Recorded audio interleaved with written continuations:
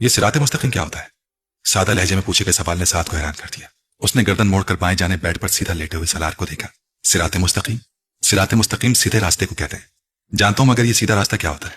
اگلا سوال آیا۔ سعد نے اس کی طرف کروٹ لے لی۔ سیدھا راستہ مطلب نیکی کا راستہ۔ نیکی کیا ہوتی ہے؟ لہجہ ابھی بھی بے تاثر تھا۔ اچھے کام کو نیکی کہتے ہیں۔ اچھا کام کوئی ایسا کام جو کسی دوسرے کے لیے کیا گیا ہو، کسی کی مدد کی گئی ہو، کسی پر مہربانی کی گئی ہو، وہ اچھا کام ہوتا ہے، اور ہر اچھا کام نیکی ہوتی ہے۔ ابھی کچھ گھنٹے پہلے میں نے فٹ پاتھ پر ایک ہوکر کو $50 دیے، جبکہ وہ صرف $30 مانگ رہی تھی۔ اس کا مطلب ہے یہ نیکی ہوئی؟ سعد کا دل چاہا وہ ایک گھونسا اس کے منہ پر کھینچ مارے۔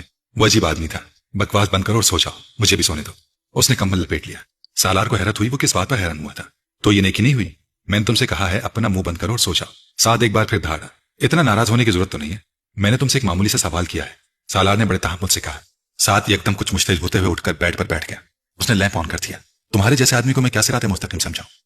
کیا تم پاگل ہو یا جاہل یا غیر مسلم ہو؟ کیا کچھ بھی نہیں، تمہیں خود پتا ہونا چاہیے کہ صراط مستقیم کیا ہوتا ہے، مگر تم جیسا آدمی جو مسجد میں نماز پڑھتے ہوئے نماز درمیان میں چھوڑ کر چلا آتا ہے وہ کیسے جان سکتا ہے؟ یہ میں نماز اس لیے چھوڑ کر چلا آیا کیونکہ تم کہتے ہو اس میں سکون ملے گا، مجھے سکون نہیں ملا، میں چھوڑ آیا۔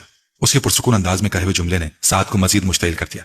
تمہیں نماز میں اس لیے سکون نہیں ملا کیونکہ مسجد تمہاری جگہ نہیں ہے، تمہارے لیے سکون کی جگہیں سینما، تھیٹر، بار اور کلب ہے، مسجد تمہارے لیے نہیں ہے۔ تمہیں نماز میں سکون کہاں سے مل جاتا؟ اور تم چاہتے ہو میں تمہیں بتاؤں صراط مستقیم کیا ہوتا ہے؟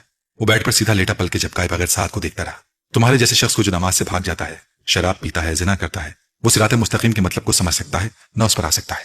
تمہارا مطلب ہے جو شراب پیتے ہیں اور زنا کرتے ہیں مگر نماز سے بھاگتے نہیں، نماز بھی پڑھ لیتے ہیں، وہ صراط مستقیم کا مطلب سمجھتے ہیں اور صراط مستقیم پر ہیں۔ سعد کچھ بول نہیں سکا۔ مدھم آواز اور بے تاثر لہجے میں کیے گئے ایک ہی سوال نے اسے خاموش کر دیا تھا۔ سالار اب بھی اسی طرح اسے دیکھتا رہا۔ تم ان چیزوں کو نہیں سمجھ سکتے سالار، اس نے کچھ دیر خاموش رہنے کے بعد کہا۔ سالار کے کانوں میں ایک جھماکے کے ساتھ دوسری آواز کی گونج اٹھی تھی۔ ہاں میں واقعی نہیں سمجھ سکتا، لائٹ آف کر دو، مجھے نیند آ رہی ہے۔ اس نے مزید کچھ کہے بغیر آنکھیں بند کر لی۔